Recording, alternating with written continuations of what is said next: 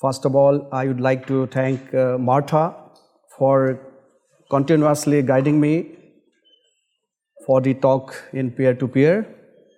And without her insistence, perhaps it would not have been possible today to stand before you. The topic is quite a challenge for me as well. So I'd like to clear it that this is more of interaction than an expert kind of speech. However, I have some kind of work experience, nearly 3 years working as housing commissioner for a province state, central Indian state in Chhattisgarh. So based on my experience as housing commissioner, what we did for the state and the present policy of Government of India, where the government pledges to make it kind of a right for the citizens of India, that every citizen of India who requires a house will be provided the same by 2022. So this is something, a paradigm shift in the policy itself. If you go back internationally, long ago, the United Nations Declaration of Human Rights itself in Article 25 talks about a standard of living adequate for the health and well-being of himself and his family, including food, clothing, housing, medical care, and necessary social services. And this is not just merely a declaration. More than 100 of countries agreed to this, but in reality or in practice, how many of the nations worldwide actually implemented this?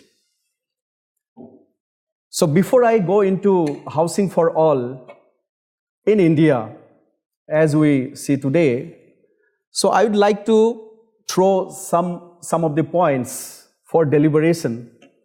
I'm not going to answer this, but of course, all participants here today, you can just dwell on this, whether this is an entitlement or right. A lot of debate is going on since we are in United States as of now. So I think the American story is very intriguing. It goes back to New Deal programs of President Jefferson. So housing was one of the key points when this concept of social housing really taken place in the United States. And today, in the present government, a lot of debate is going on regarding housing and mainly to talk about social housing or rental housing. Social housing is something the government provides at a very subsidized rate, almost like a rental housing. The whole debate is whether to make this affordable social housing to a time-limited housing. This is a recent debate which I presume all are aware of. And second point is, a lot of deliberations is going on to have tax credit, to say that someone who earns less than $100,000 a year and who spends almost 30% of his earning in rent or utilities, is it possible to have a tax credit for them to make it more affordable, a decent way of life? And the latest debate now is rent hike. Is it possible? So we know that almost 4.7 million households in United States are benefited by federal housing subsidies. So if you hike the rent, suppose someone gets a rented house under social housing, $50 a month, This is quite intriguing that around 460,000 households are headed by a single mother. And they have a median income almost $2,400 a year. So if you calculate, their earning is almost $200 a month. So if you just triple the rent from $50 to $150, so what is left out? Left out is less than $100. And with that $100, they have to look after all other needs. So I think these are some of the things we must take recognition while talking about housing or social housing or housing as a right or privilege. So I was just going through, like, there is another debate in United States presently going on that if you make it a right, suppose you make it a right, so what will be the cost of investment? It is calculated roughly that it will cost around $164 billion. But look at from a different perspective, around $150 billion is already spent by the government as mortgage interest deduction clause in the tax net itself. So I think it is quite possible. But then this whole gamut of debates are going on, whether it's this social housing, which is out of the pocket of the taxpayers' money, whether they should subsidize this housing for generations, one after another, or it should be limited to the time frame, whether there should be a tax credit. So this kind of things is coming up not only in USA, but I think all growing nations today. Look at Europe. Around 81.5 million Europeans spend their earning, more than 40% of their earning, into rental housing. And there is an alarming decline in investment in housing sector, especially after 2007-8 economic crisis. Also, there is another problem which is coming up, is the endangered social mix, because cities are just not created in isolation. It is a social mix. All kinds of people, all kinds of income groups, they all live together. That vibrancy, the dynamism within a city is slowly actually going away if we don't address the issues of housing. Because rental housing, I think in USA itself, if you look at the top class cities today, so for most of the people, it is not affordable to have a good rented house in a good locality or neighborhood.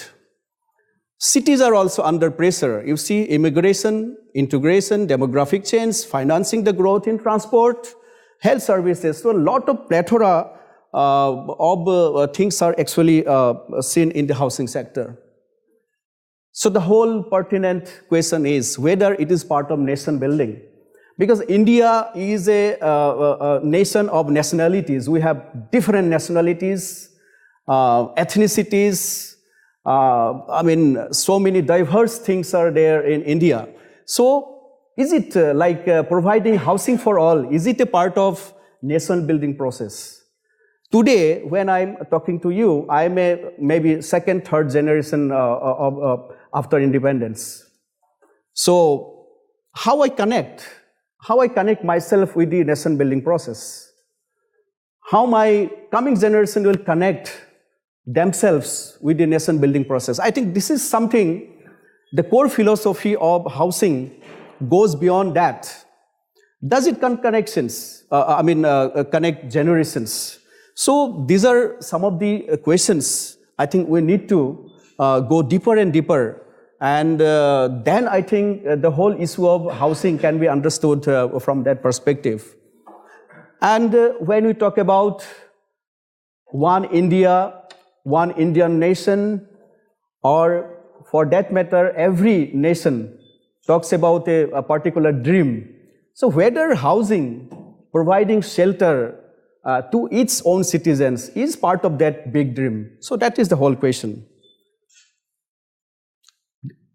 We all know Lee Kuan Yew, one of the longest successful prime ministers of Singapore. Actually, he's the architect of Singapore. And Singapore, they created a home-owning society, 100% housing for all. Of course, compared to India, the situation is different because they have a limited citizens or human, in that matter. But they dreamt of something, and that's how they created a Singapore where housing is a right, almost a right, and everybody owns a house. In India, in a joint parliamentary session in 2014, our president declares that by the time our independence attains 75 years, so we'll have a house with water connection, toilet facilities, and 24/7 electricity supply and access. Our Prime Minister promises that to achieve this objective, the government will come up with a scheme, housing for all. But we have a lot of challenges, as every nation faces. So one is the urbanization growth. If you can see from 1960s to, of course, this is a slightly old data, but you can see the growth of urbanization in India today. So what this means, that today around 377 million people are living in urban conglomeration. But there is another estimate that by 2050, so we will have almost 900 million people living in urban areas. So this is a big challenge for us. The government of India came out with a study by the technical group that almost a quarter of Indian household lack adequate housing facility. These are the facts and figures. Today, actually this million is wrong, 1 crore. Annual urban population growth, 10 million urban population growth is expected by 2050. What is interesting is that it is 20 million. 20 million houses are lying vacant in India today, as of today. So there is a dichotomy. There is a need for housing, and there are vacant houses as well. So that shows the mismatch in supply and demand kind of situation. And you know, the housing, to make it available for all its citizens, a huge chunk of land is actually required. And this is mammoth in Indians' perspective. It is 1.7 to 2 lakh hectare land is required to construct these houses. But what is also a challenge is the fee and taxes structure. Because construction of houses is not the only objective. To make it affordable, to make it social housing project, viable social housing project is the key objective. And if you see in terms of investment, it is a mammoth requirement. It is almost $2 trillion is required to make it a possibility. This is some of the data available by the technical group of Ministry of Housing and Urban Poverty Alleviation. So it has come out. See, the more important is the families without homes. So it is almost 0.5 million families are without, some kind of just homeless families. So these are the target group. Another target group could be the number of families living in congestion. So priorities are made, and accordingly, this whole concept of housing for all is actually strategized. So you can see this urban housing shortage. This is again old data, but then we can calculate accordingly. This is another data by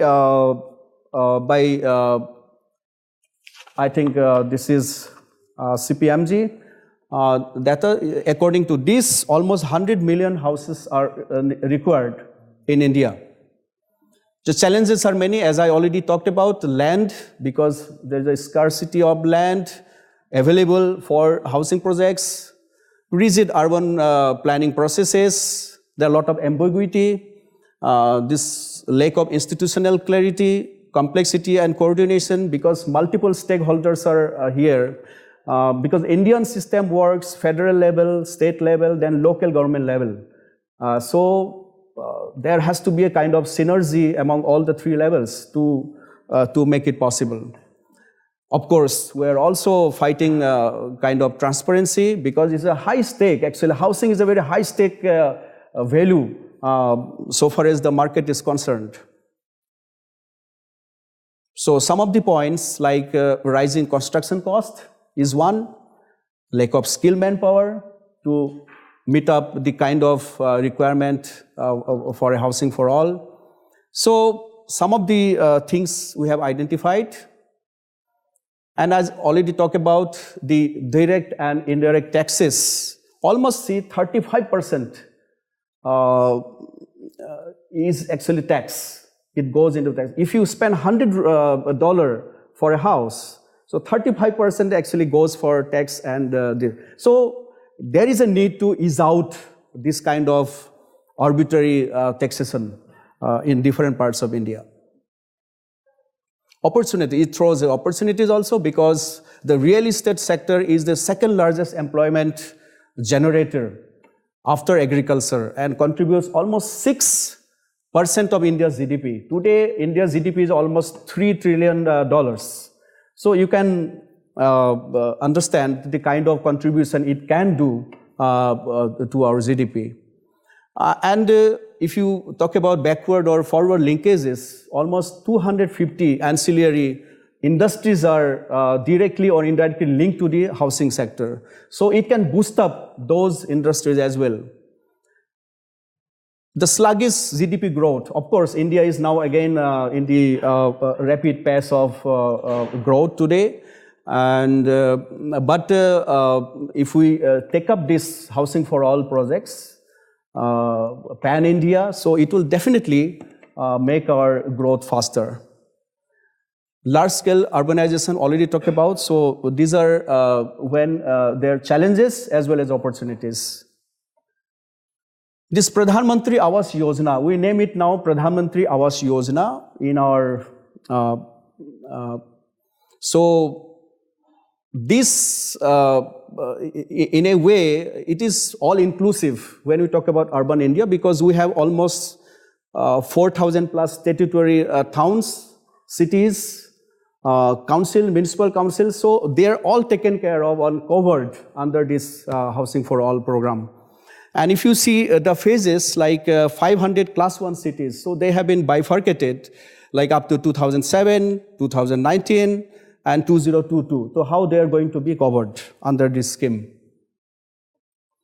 So of course, we all know that it involves promoting better coordination among the housing stakeholders, delegation of power, because a lot of issues are there at local level. So they need the kind of discretion in deciding those and disposing of those issues to urban local bodies, reduction of project gestation period, rationalization. So already we talked about many of the things. So the urban mission takes care of both urban poor as well as the slum dwellers.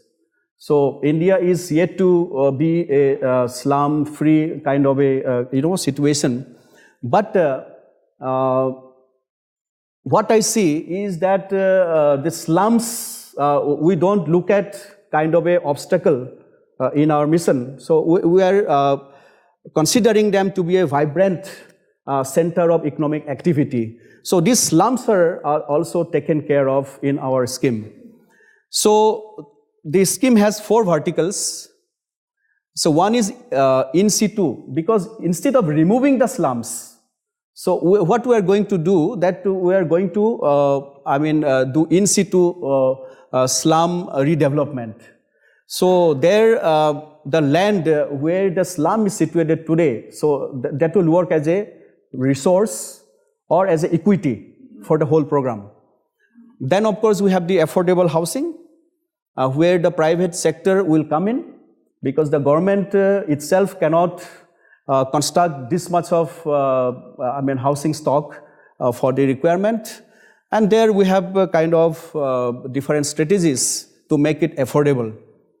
Subsidy for beneficiary-led individual house construction. Suppose the urban poor has own piece of land. So he or she is entitled for a kind of subsidy.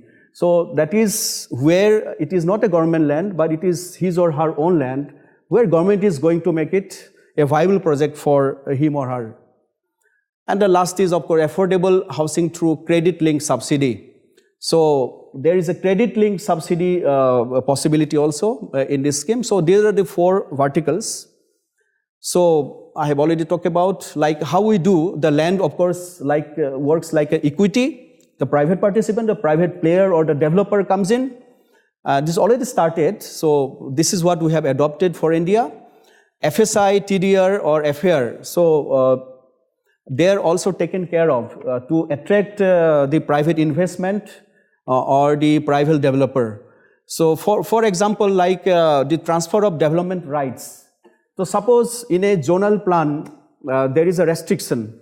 But if the private developer comes in for housing for all projects or Pradhan Mantri Awas Yojana, so he gets kind of incentive that same certificate, same rights he can use elsewhere, where he may be having kind of another viable project itself. The demand side intervention is credit linked subsidy, already talked about, and this annual household, there is a restriction and limitation that annual household income has to be around 3 lakh Indian rupees, and the house size has to be 30 square meter, as well as the low income group, where the income should be between 3 to 6 lakh Indian rupees and house size up to 60 square meter. So here you can see like the eligible for an interest subsidy at the rate of 6.5% for a tenure of 15 years or during tenure of a loan, whichever is lower. So this is the eligibility criteria. The net present value of the interest subsidy will be calculated at a discount rate of 9%. The government has taken care of this subsidy part and the interest part so that the individual or the beneficiary of this scheme, for him or her, the whole program becomes viable and affordable. The third is, of course, the housing in partnership, and this has been already going on for a long time now. So here, the striking feature is that 35% of the constructed houses are to be for EWS or LIG. Because there is a tendency for a private builder to make the house or the colony only for the high income group. So here the focus is totally different, that okay, you can come up with a project, but then the layout has to be designed in a way where 35% should be earmarked only for the economically weaker section as well as the low income group. Because if you go back to my previous slides, you have seen that 95% of the housing requirement is these two sectors only. So unless we taken care of this sector with a focus, so all these private builder-led projects cannot cater to the requirement of these segments. So these are some of the things like, so land is another issue, because how you get a piece of land at affordable price. Because if you buy a land at a high price, so the project itself doesn't become affordable. So what happens like in India today, what we do, like wherever we have a piece of government land, so that is given at a nominal price. Maybe it is, you can calculate 1 rupee in Indian, 1 rupee, we just give the land at a nominal price to the agency involved with this scheme. So that makes the whole project viable. Because land is almost 30-40% of any project goes into land this buying. So this is a huge incentive for a private builder or government agency to come into this project. So this already we have talked about. So separate plans for different zones. And the government also gives, 50,000 Indian rupees dwelling for per dwelling unit for EWS LIG, as well as the construction is one part, but then you have development needs also, where you will construct roads, the colony, the gardens, or maybe electricity, upgradation of electricity. So those are the development needs, where you connect that colony with the city or town. So there also 25% is again subsidized by the government of India. So these are some of the things, and we have redefined the affordable housing concept itself. So now for a LIG, low income group, the 500 square feet is the definition, as well as 300 square feet is the definition for a low income group. The EWS, where actually we don't calculate the wall thickness. It is just within the walls, so to make it more viable in that way. So they fit in this category. Or affordable, the concept actually comes in from here. So if somebody spends between 30 to 40% of his or her income, then it is affordable. If one has to spend more than 30% or 40%, so it is not affordable. So that is the whole concept of affordability. So these kind of strategies we have already talked about. Implementing agencies are many. Apart from private builders, we have all the municipal bodies. Rural areas, we have the panchayats. The local governments are acting as agency itself for the program. So layout specification, upper ceiling of term C. This is again very interesting. Upper ceiling of terms of rupees per square feet carpet area. The government has already fixed the price. At what rate the private developer can sell a unit for a low income group or economically weaker sections group. So the private developer cannot have a discretionary kind of, arbitrary pricing of a house for these people.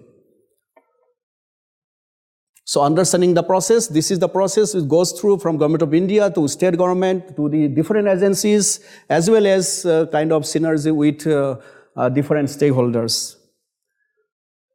Implemented by, as I already told you, the states, union territories, urban local bodies, parastatals with private sector, like housing boards and all. So they are all part of this whole scheme. Beneficiary, how they're taken care of. Actually, door-to-door survey is done, videography is done. In that way, they are selected, a very transparent system. And today, I can tell you that the subsidy amount or the incentives are directly deposited to their accounts. So that is direct benefit transfer, which has been adopted by Government of India. So for an example, like as I work in Chhattisgarh, so you can see how we actually, this is the pattern. For a in situ slum redevelopment, the central share is suppose 1 lakh Indian rupees, beneficiary share is 0.75, and PPP share is 3.75, where the private builder comes in, and per dwelling unit cost is around 5.5 lakh Indian rupees. Accordingly, affordable housing, this is the proportion, the beneficiary, the ULB state or central share, and subsidy for beneficiary-led individual houses this way. So it works out in this way. So 6 themes actually emerge out of this discussion, that the strategic initiatives, strategic investment, simplify the structural and procedural framework, introduce legal and regulatory reforms required by this mission, empower the consumer for greater affordability, and strengthen housing programs delivery. So these are the 6 themes around which actually whole program is being implemented in India today. So this is some of the processes, how actually the kind of reform required, and how the agencies are responsible, and the time frame. So unless you have a time frame, you cannot meet out the target set out for 2022. And another example, like dispensing the need for separate non-agricultural permission. Because see, the housing stock will require conversion of land use. Because you have a master plan where you know that this is agricultural land, this is residential, and this is residential come commercial activity mix. So that kind of land use is already there. But for conversion, so that the beneficiary doesn't have to go here and there. So we have a mechanism already established. So single window system. And I can tell you even there are kind of model layouts, model designs already available.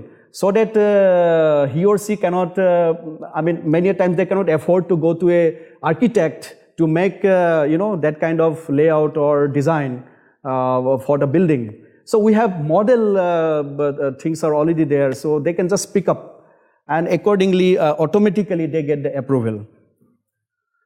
So this is the current status because we have a target of 10 million houses as of now under Pradhan Mantri Awas Yojana, urban, only for urban population. And this is a status that I think now it has gone up to 65. I mean, you can say 6.5 million houses been already sanctioned, and I mean, construction are handed over also, and the construction is going on. So, if we just keep this pace, so I think by 2022, the target of 10 million houses for urban poor will be a reality.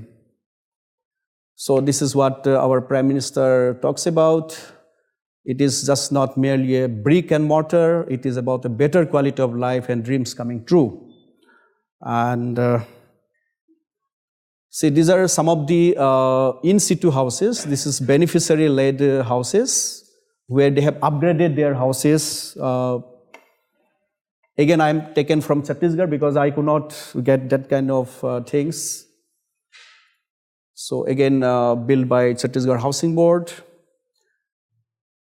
So I have many more slides, but I think now the floor is open for any kind of comments or discussion. Yeah. Okay.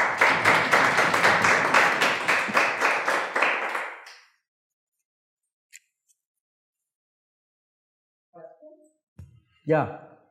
I wanted to thank you for your presentation. I think affordable housing is, as a person who grew up in public housing and then whose family went to subsidized housing and then lives in a property that I own, and actually owns all the properties, I think housing is always important to me, so I'm always fascinated when people are talking about housing, so I appreciate learning a little bit about what's happening in India. My question is two parts. I think this presentation was really good.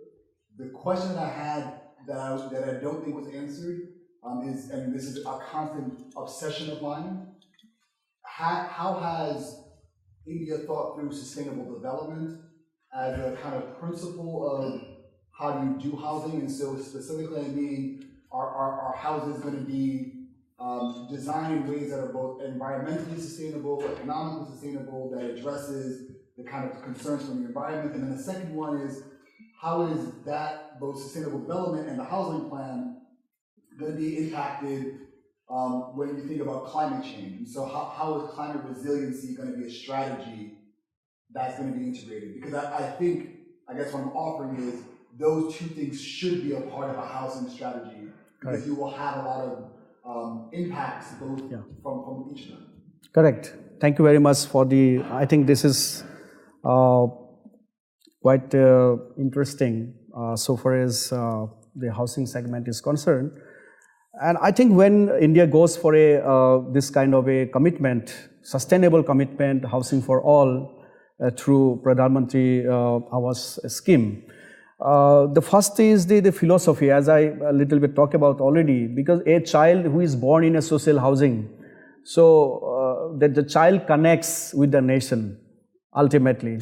See, like in India, I was born post-independence, so I cannot connect because maybe our forefathers were connected with the freedom struggle itself.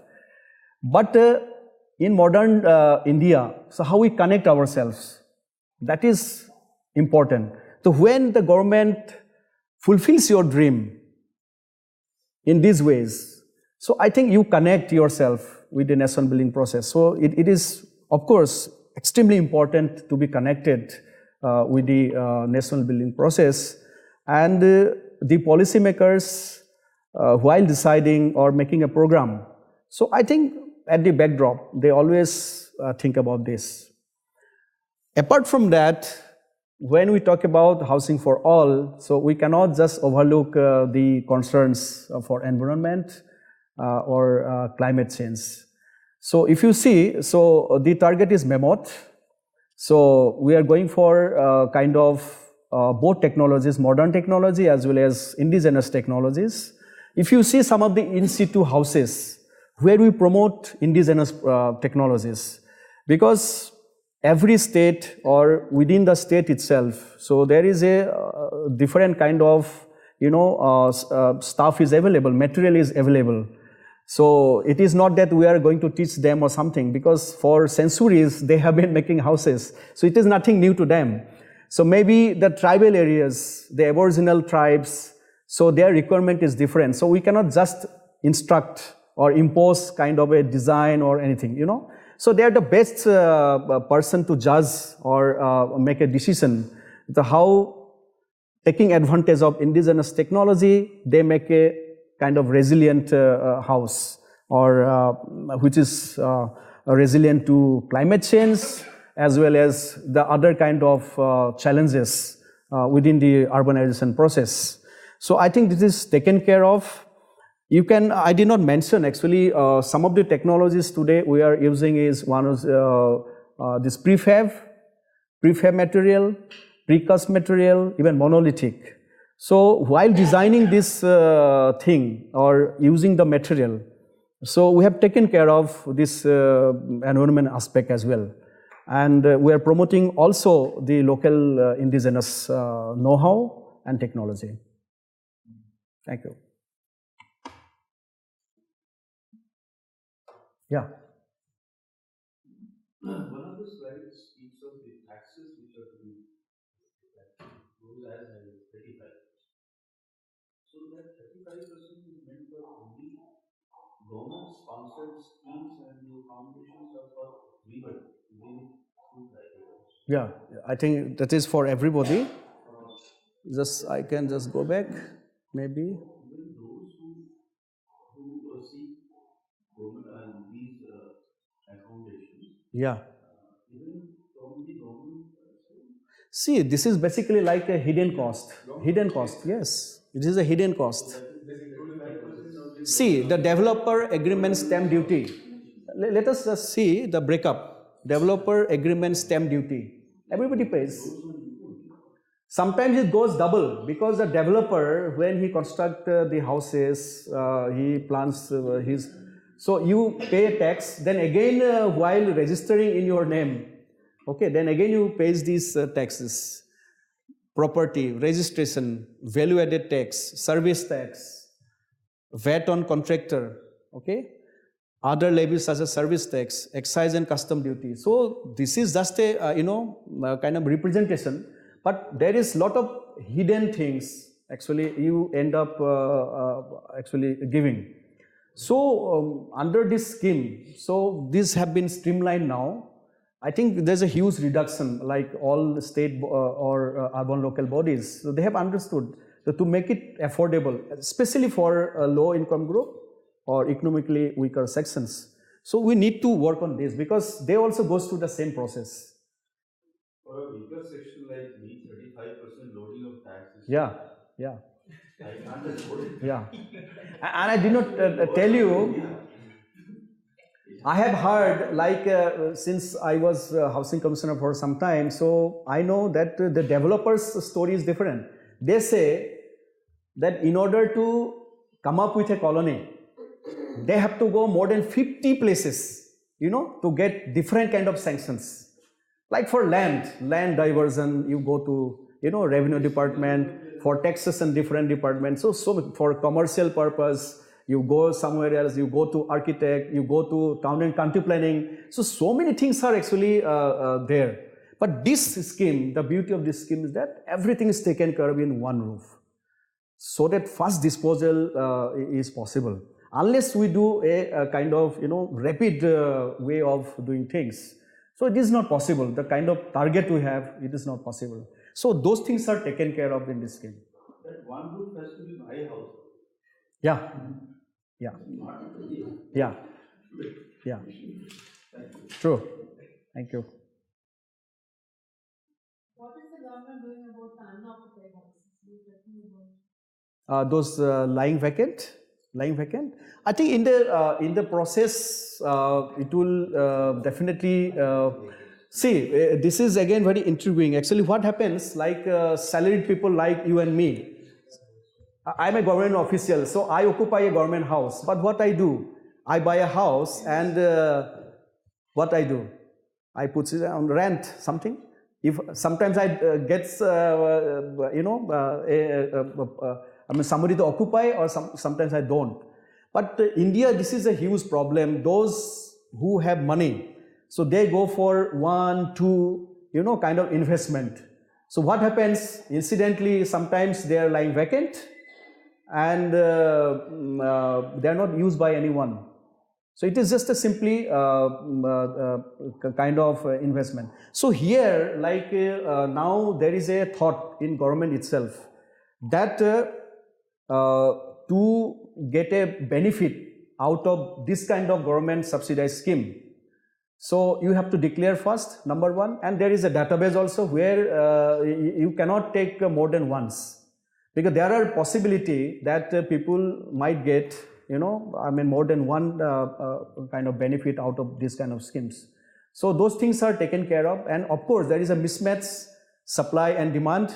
There is no demand, still the developers are constructing houses in that way. So real estate has really gone through a kind of challenges as of now, but I think with this housing for all scheme, so even the private developers are now getting the benefit of this subsidy, as well as the credit linked, that interest subsidy. So now people can afford those lying vacant houses to buy under this scheme.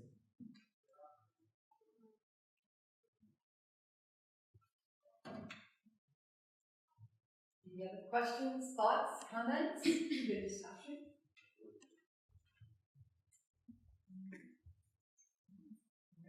Yeah. So Thank you. very much. Thank you very much. Thank you.